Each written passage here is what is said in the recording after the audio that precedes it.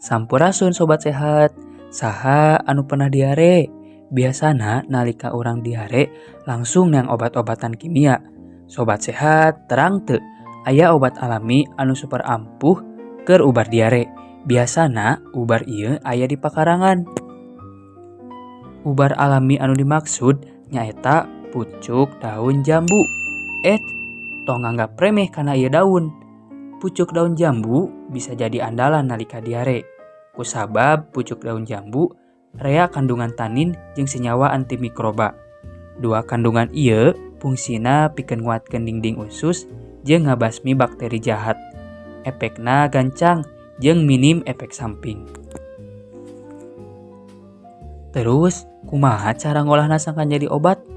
Nah, hayu urang tinggal cara ngolahna. Anu kahiji, siapkeun 5 nepi ka 7 lambar pucuk daun jambu, kumbah sing bersih. Anu kadua, siapkeun 2 gelas cai dina panci.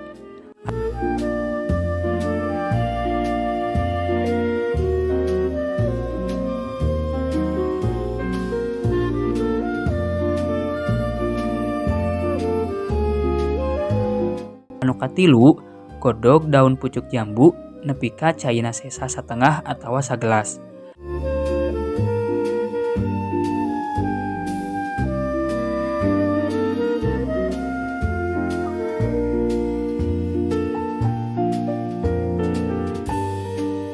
Anu katerakhir atanapi nu kapamungkas, saring cai godogana tuluy cicingkeun sababaraha menit saacan diinum.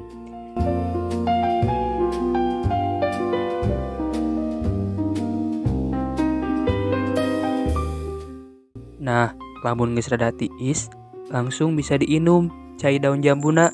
Mugia enggal damangnya, hatur nuhun.